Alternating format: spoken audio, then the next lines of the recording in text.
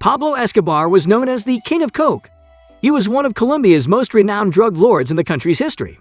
In this video, we'll look at the most insane acts made by Pablo Escobar during his drug lord career. Number 9. He stole tombstones. Selling tombstones is easily one of the most heinous actions a person can commit. But for Pablo Escobar, it was just another way to get money. Pablo was never concerned with what others thought of him. Even as a young guy, he knew how to make a buck and acquire what he wanted. Pablo Escobar used to sell stolen tombstones prior to his reign of terror throughout Colombia. He didn't care that they belonged to loved ones who would be distraught if they were discovered to be missing. As if being a killer and a drug king wasn't awful enough, Pablo used to steal tombstones from local cemeteries and sell them to Panamanian traffickers as a student. Before selling the tombstones, he would sandblast the names off of them. Number 8. He married a 13-year-old girl. People don't pay much attention to Pablo's wife, despite the fact that she stood by him through all of the killings and long absences. Because the tales are always about Pablo, you don't think about what his wife must have gone through. She must have spent her younger years terrified that her husband would be slain or imprisoned. But many people are unaware that when Pablo married his wife in 1976, he was 27 years old and she was only 13 years old. They had been married for 2 years when she gave birth to their sole son when she was 15 years old. In other countries, that would be deemed statutory rape or pedophilia. But for Pablo, it was just another method for him to get whatever he wanted. Despite the fact that he spent their entire marriage cheating on his wife with various women, she remained faithful to him the entire time. Number 7. He made a habit of kidnapping. Kidnapping was not a difficult task for Pablo Escobar. In fact, throughout his time as a drug lord, he directed his hitmen to kidnap a large number of victims in his pursuit for power. He developed his talent for kidnapping far earlier in his career as a drug king.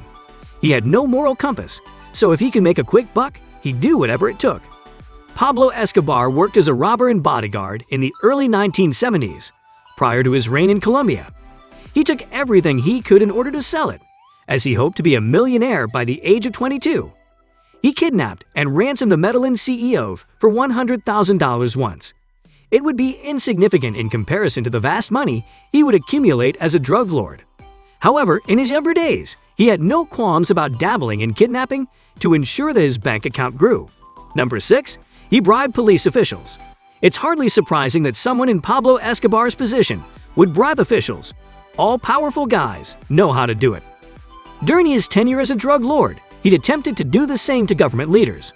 He was arrested for narcotics possession in 1976. The same year, he married his young bride.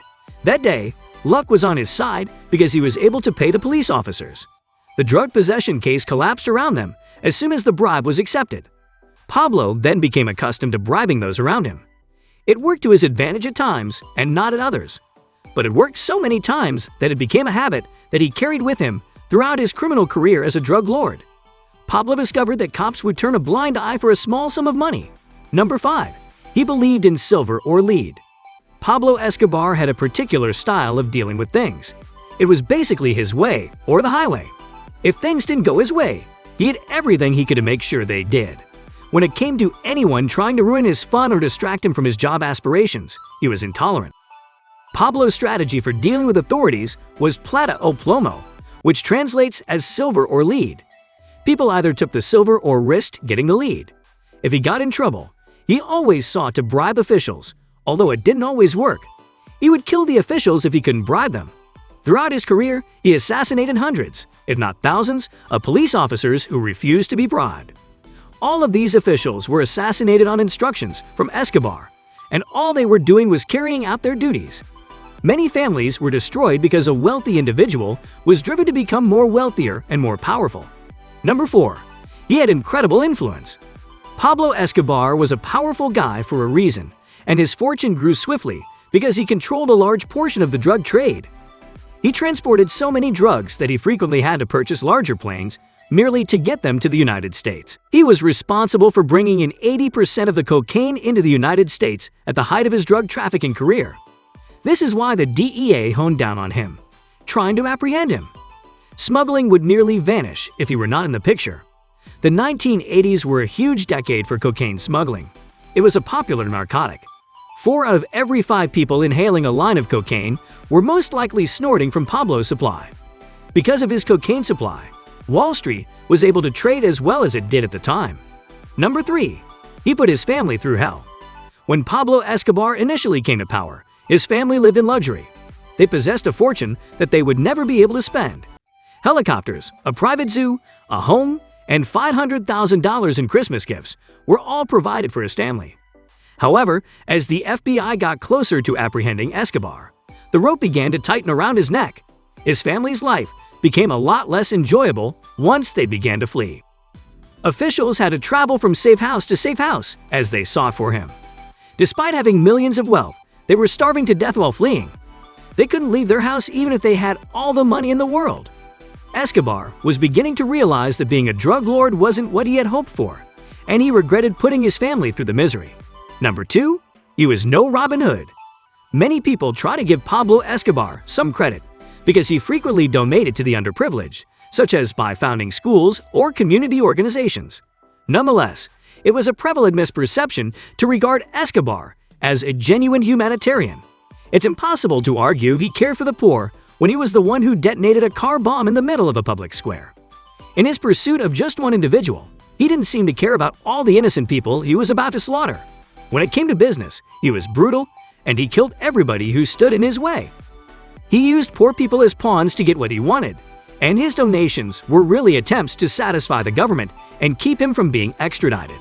His heinous crimes and senseless killings eclipsed any good he performed in his society. Pablo Escobar lacked moral compass, and his heinous actions demonstrated that he was not a man of the people. What good he achieved was just to conceal his true business of exploiting and murdering the masses. Number 1. He killed a lot of people. Pablo Escobar murdered a large number of people during the course of his career. In fact, even the estimate is high, despite the reality that there is likely a lot more blood on his hands than we will ever know. His hitmen were in charge of the majority of his assassinations, especially when it came to detonating aircraft bombs or putting up vehicle bombs. Pablo was responsible for the deaths of 4,000 individuals, 1,000 police officers, journalists, and government officials, as well as 200 judges during his drug lord career. If there was a lawmaker or a government figure attempting to destabilize Escobar, he would go out of his way to assassinate that person. He wanted to own the people in authority, and if he couldn't, he would do all in his ability to assassinate them. He was successful most of the time, however a few of them were fortunate to escape. Pablo Escobar was a business monster during his career. And with that being said, it's time to end our video. What's your take on this? Let us know in the comments. Like this video and make sure to subscribe to the channel for more amazing videos like this. We'll see you in the next video.